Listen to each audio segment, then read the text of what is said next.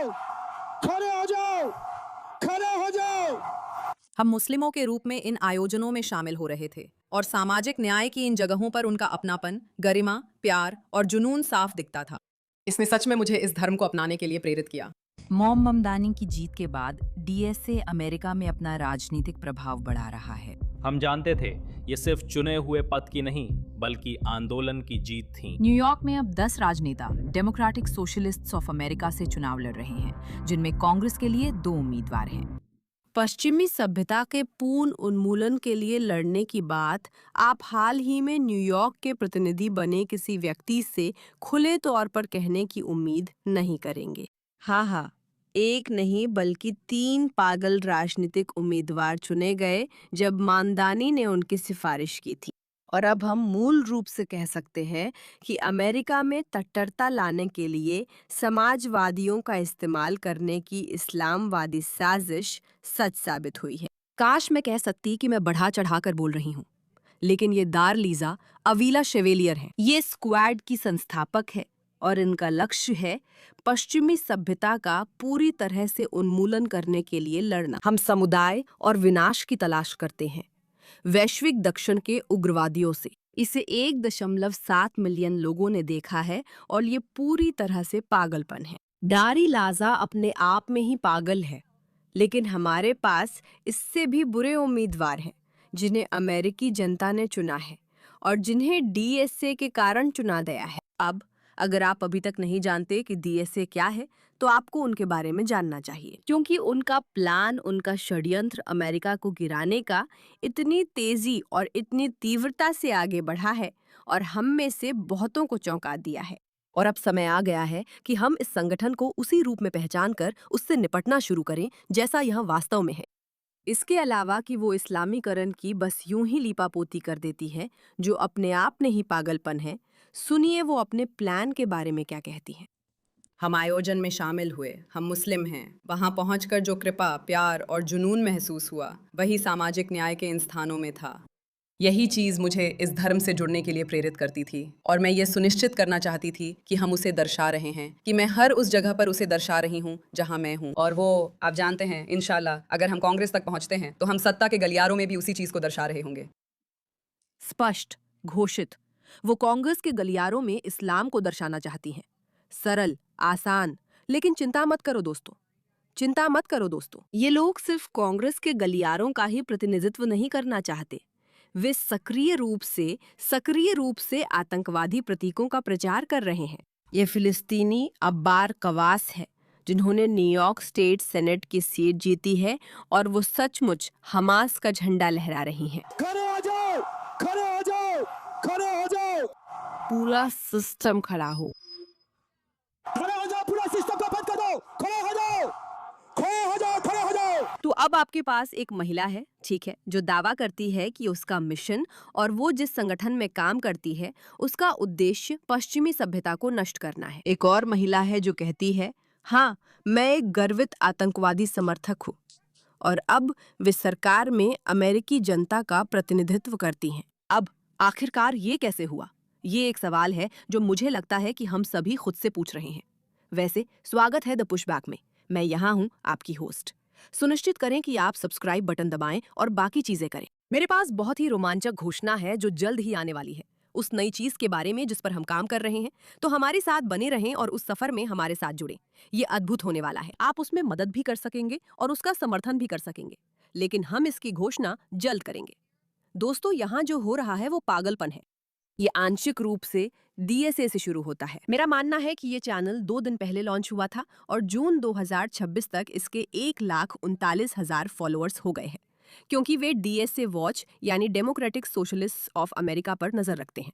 अब सोचिए कि डीएस सोशलिस्ट्स, जो कट्टर पागल वामपंथी विचारधारा है जिससे अमेरिका ने इतने सालों तक बचने के लिए संघर्ष किया, अब उसी में सक्रिय रूप से शामिल हो गया है। जो लोग आपके सेनेट में जा रहे हैं उन्हें चुनना एकदम पागलपन है और ये समझने में ज्यादा दिमाग नहीं लगता कि वे जिस विचारधारा को आगे बढ़ा रहे हैं वो कितनी खतरनाक है। है ना? डेमोक्रेटिक सोशलिस्ट और न्यूयॉर्क के डेमोक्रेटिक उम्मीदवार क्लेयर वॉल्डेज ने इस्लामिस्ट लॉबी से $5 लाख से ज्यादा लिए हैं। पहले ये $8 लाख था। डीएसए और इस्लामिस्ट मिलकर अमेरिका को गिराने के लिए हाथ मिला रहे हैं। हम इस रेड ग्रीन गठबंधन को पहले से जानते हैं। ये बहुत पुरानी कहानी है। आपने देखा कि ईरान में रेड्स और ग्रीन्स के साथ क्या हुआ। इस्लामिस्ट सत्ता में आते ही उन्होंने समाजवादी सोच वालों को खत्म कर दिया और यही वे यहाँ भी करने की योजना बना रहे हैं। वे सरकार में सबसे खतरनाक लोगों को पदों पर बैठा रहे हैं।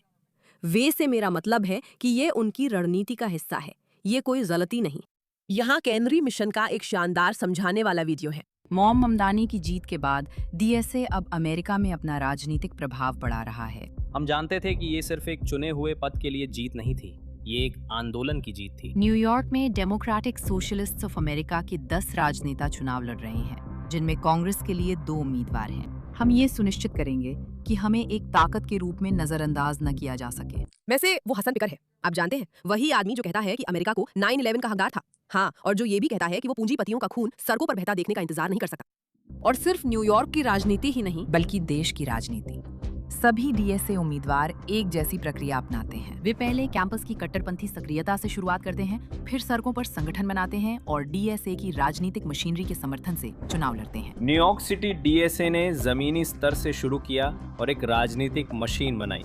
हमें डीएसए को फैक्ट्री बनाना होगा। बाहरी भड़काने वालों से असली ताकत रखने वाले लोगों तक जाना। पहला कदम, कैंपस की कट्टरपंथी सक्रियता। मॉम ममदानी समेत कई उम्मीदवारों ने कैंपस के एक्टिविस्ट समूहों जैसे students for justice in Palestine या एसजेपी के जरिए कट्टरपंथ की ओर बढ़ना शुरू किया, जो अमेरिका में हिंसक विद्रोह भड़काने के विचार पर बनी थी। वो एक किसान है, वो एक पिता है।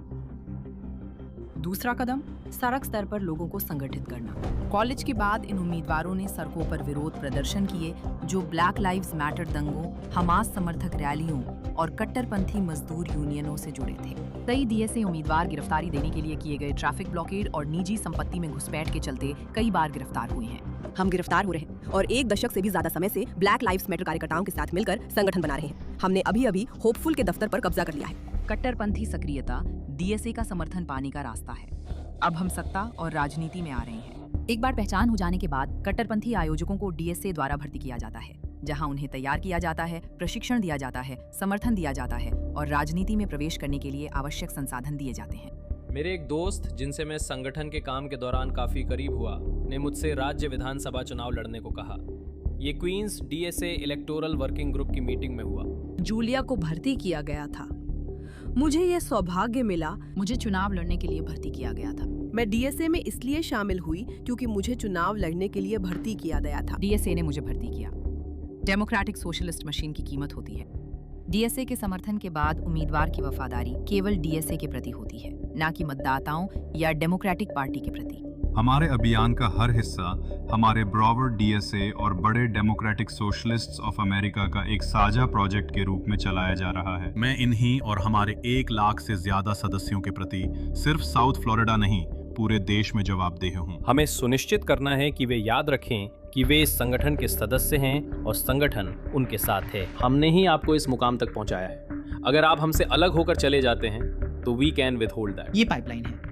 डीएसए सड़क की उकसाने वालों को चुनता है, उन्हें राजनीतिक उम्मीदवार बनाता है और पद तक पहुंचाता है, जहां डीएसए के चरमपंथी एजेंडे को आगे बढ़ाने के लिए उन्हें नियंत्रित किया जा सके। एक आयोजक के रूप में मैं कहती हूँ, मुझे संगठित करें, हम एक आंदोलन लाते हैं। ये आंदोलन के बारे में है। डीएसए के नेता डेमोक्रेट्स नहीं है, बल्कि एक ऐसी मशीन का हिस्सा है जो अमेरिकी लोकतंत्र को कमजोर करती है। canarymission.org पर डीएसए की अमेरिका को उखाड़ फेंकने की योजनाओं के बारे में और जानें। ये सच में घिनौना है। लोग अक्सर सोचते हैं कि जब आप कहते हैं अमेरिका को गिराने की कोई योजना है तो वो बढ़ा चढ़ाकर कहा गया है। वास्तव में एक योजना है और ये साफ दिखता है और काम कर रही है, क्योंकि बेवकूफ लोग सच में डीएसए की बातों पर विश्वास कर लेते हैं। हम बाद में ये भी देखेंगे कि तने मूर्ख अमेरिकियों ने डीएसए को इस तरह चुन लिया जैसे वही डेमोक्रेटिक पार्टी का प्रतिनिधित्व करता हो। हमें बेन शापिरो का धन्यवाद करना चाहिए, जिन्होंने डीएसए को बढ़ावा देने वाले पॉडकास्टर्स को उजागर किया। तो फिर से डेमोक्रेटिक पार्टी के खिलाफ चुनाव लड़ना एक फायदेमंद राजनीतिक रणनीति है। ठीक है, कोई बात नहीं। अब आपके पास तीसरा समूह है, वे लोग जो बहुत ध्यान से नहीं देख रहे हैं, है ना? जो रोगन या थियो वॉन जैसे लोग हैं, जो मुझे यकीन है डीएसए के सदस्यों को अपने शो में बुलाने में पूरी तरह खुश हैं और उनसे कोई कठिन सवाल नहीं पूछते, बल्कि ये बात करते हैं कि वे कितने क्रांतिकारी हैं। वे सच में राजनीतिक रूप से बदलाव ला रहे हैं। न गहरे सवाल, न गंभीर नीतिगत परिणाम, बस कूल टिकटॉक बनाते हैं। और जब तक वे कूल टिकटॉक बना रहे हैं, प्रेरणादायक टिकटॉक बना रहे हैं और समस्याओं के बारे में बात कर रहे हैं, जो कि निश्चित रूप से वही चीज है जिसके बारे में पॉडकास्ट जगत बात करना पसंद करता है। उन्हें कभी समाधान के बारे में बात करना पसंद नहीं है, लेकिन वे उन लोगों को बहुत पसंद करते हैं जो बस सिस्टम की समस्याओं की शिकायत करते रहते हैं, क्योंकि अब आप जानकार बन गए हैं और बाकी सब बकवास है। ये एक बड़ा समूह है, 18-29 साल के लोगों में जो ध्यान नहीं देते, वे 14% हैं। ये घिनौना है। ये घिनौना है कि पॉडकास्टर्स इस तरह की चीजों को बढ़ावा दे रहे हैं और लोग टिकटॉक के इस बेहुदा चक्कर में फंस रहे हैं। ये ऐसा है, किसी उम्मीदवार ने प्यारा वीडियो बनाया, चलो चुन लेते हैं। देखिए, डीएसए तभी सफल हो सकते हैं अगर वे इस विचारधारा को आगे बढ़ाने को तैयार हों कि अमेरिकी होना बहुत बुरा है, और वे इसमें सालों साल सफल रहे हैं। आप जानते हैं, मुझे बस ऐसा लगता है ये पूरी सोच कि लोगों ने अब ये तय कर लिया है कि उन्हें अपने देश पर गर्व नहीं है।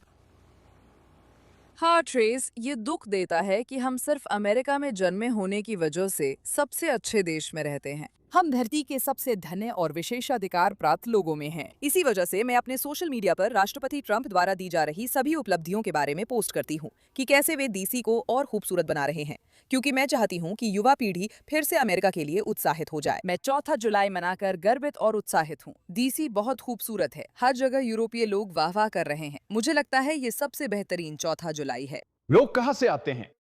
10 में से 2 डेमोक्रेट्स कहते हैं कि उन्हें अमेरिका पर गर्व है। 10 में से 2 डेमोक्रेट्स, ये एक घिनौना आंकड़ा है।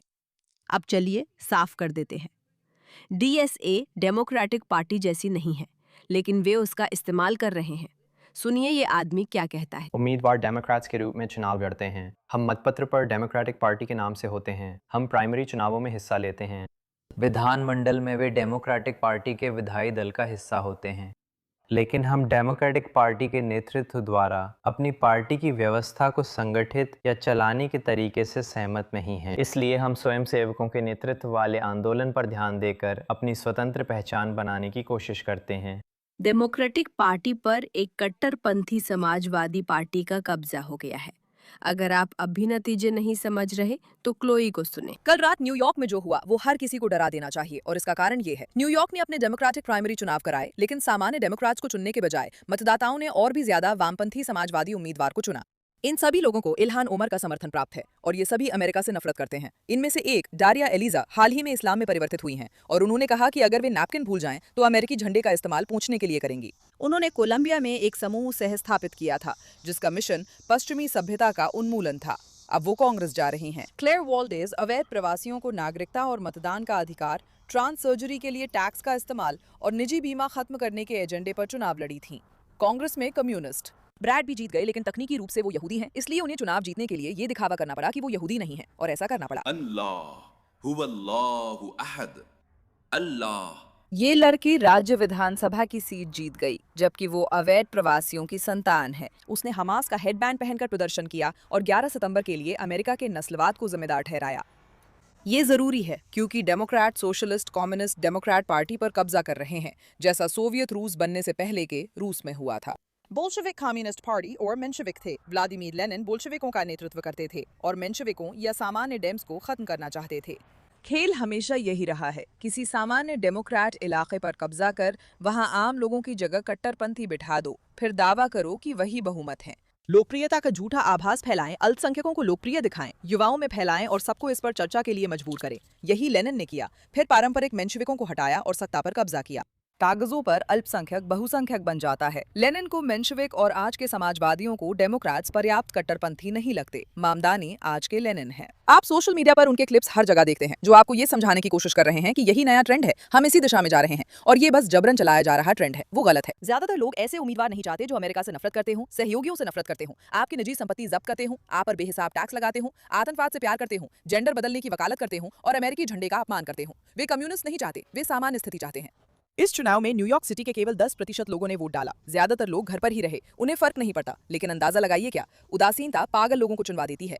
आज ये सांसद हैं, कल सेनेट के लिए नाजी टैटू वाला आदमी होगा और अगले साल एओसी राष्ट्रपति के लिए होंगी और फिर कम्युनिस्ट सत्ता में आ जाएंगे। अब समय है कि आप स्थानीय चुनावों के प्रति जागरूक रहें, वरना ये आपको और पूरे देश को निगल जाएगा। अगर हमने जल्दी कदम नहीं उठाया तो यही अमेरिका के साथ भी होगा। ये क्लोई है, ये शानदार है और मुझे इनका कंटेंट पसंद है। अरे, हम सच में इन्हें ये करने दे रहे हैं? वे हमें अपनी रणनीतियां बता रहे हैं, वे हमें अपनी योजनाएं बता रहे हैं और हम बस उन्हें ऐसा करने दे रहे हैं। मुझे लगता है अब पीछे हटने का वक्त नहीं। इस पर ध्यान देने के लिए धन्यवाद।